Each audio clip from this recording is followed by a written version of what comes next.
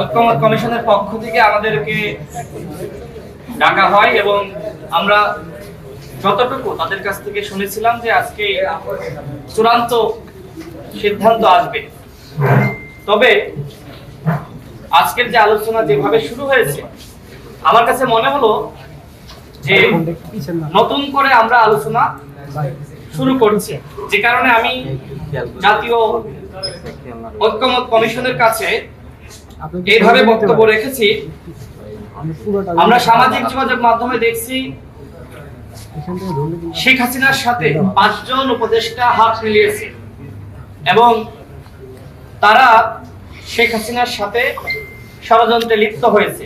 ঠিক একইভাবে আজকের এই আলোচনা দেখে মনে হচ্ছে যে আমরাও শেখ হাসিনার সাথে হাত মিলিয়েছি। যেভাবে আজকে ভিন্ন মত দেখলাম, বিশেষ করে যে দলগুলো সর্বশেষ দিন আমাদের যে বৈঠক হয় সেখানে তারা বক্তব্য রেখেছিল যে একই দিনে জাতীয় নির্বাচন এবং জুলাই জাতীয় সনদের পক্ষে গণভোট, তারাও দেখলাম যে আজকে ইউটার্ন করেছে। তারা এখন বলছে জাতীয় নির্বাচনের আগে গণভোট। আমি সেখানে স্পষ্ট করেছি যে আমাদের রাজনীতিবিদদের এই ধরনের চরিত্র এটা জনগণ পছন্দ করে না। আপনি সকালে একটা বলবেন, আপনি বিকালে একটা বলবেন, আপনি আজকে একটা বলবেন, কালকে একটা বলবেন, এটা তো হইতে পারে না। আমি ঐক্যমত কমিশনে এই কথা বলেছি যে তাহলে কি আমরা সেই গণঅভ্যুত্থানের পরে যখন ঐক্যমত কমিশন গঠিত হয় আমরা কি সেখানে ফিরে যাচ্ছি যেখানে আমাদেরকে সামনে অগ্রসর হওয়ার কথা? সেখানে আজকের আলোচনা দেখে আমার কাছে মনে হয়েছে যে আমরা পিছনে ফিরে যাচ্ছি। আমি ঐক্যমত কমিশনকে স্পষ্টত জানিয়েছি যে আপনারাও যেমনি ভাবে আজকের এই আলোচনা দেখে আপনারা হতাশ হচ্ছেন, ঠিক একইভাবে আমরাও আজকের এই আলোচনা দেখে আমরাও হতাশ হচ্ছি। এটা তো আসলে জনগণ কোনোভাবেই প্রত্যাশা করে না যে আপনারা সে আবার 8 মাস পিছনে ফিরে যাবেন, যেখানে সামনে ফেব্রুয়ারি মাসে সরকারের পক্ষ থেকে বলা হয়েছে তারা জাতিকে একটি সেরা নির্বাচন উপহার দিবে।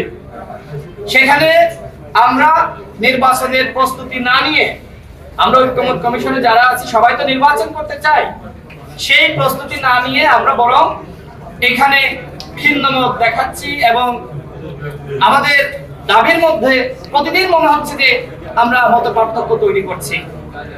এজন্য আমরা বলেছি যে আরো 1 মাস যদি আপনারা এইভাবে আলোচনা করেন কোনোভাবে আমরা সিদ্ধান্তে আসতে পারবো না। আমরা 9টি রাজনৈতিক দল আমরা বসেছিলাম, আলোচনা করেছি। আমরা দেখলাম যে পরবর্তীতে আজকের এই ঐক্যমত কমিশনে তাদের মধ্যে ভিন্ন মত। ঐক্যমত কমিশনের পক্ষ থেকে আমাদেরকে বলা হয়েছিল আপনারা দলগুলো বসেন। আমি আজকে স্পষ্ট করেছি যে আমরা তো বসেছি, বসার পরে দেখলাম যে আমরা একমতে আসার পরেও এখানে এসে নেতারা একজন বক্তব্য দিচ্ছে এক রকম। তো এইভাবে তো হয় না। এখন তো বল আপনাদের কোর্টে, আপনাদের সিদ্ধান্ত নিতে হবে। এখন জুলাই জাতীয় সনদ কিভাবে বাস্তবায়িত হবে সেটি নিয়ে আলোচনা আসছে। একজন সাংবাদিক ভাই প্রশ্ন করলেন, দেখেন যদি একই দিনে গণভোট এবং জুলাই জাতীয় সনদের পক্ষে এবং একই সাথে জাতীয় নির্বাচন হয়, এরপরে আমাদের প্রস্তাব হলো জাতীয় সংসদ নির্বাচন, জাতীয় নির্বাচনের পরে যে জাতীয় সংসদ গঠিত হবে প্রথম যে অধিবেশন, সেই অধিবেশনে জুলাই জাতীয় সনদের অনুমোদন দিতে হবে।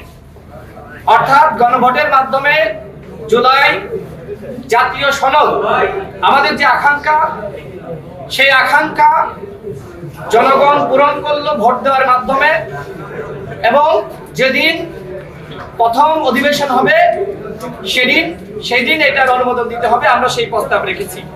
এখন আসি নোট অফ ডিসেন্ট, যেটি নিয়ে এখানে আলোচনা হয়েছে।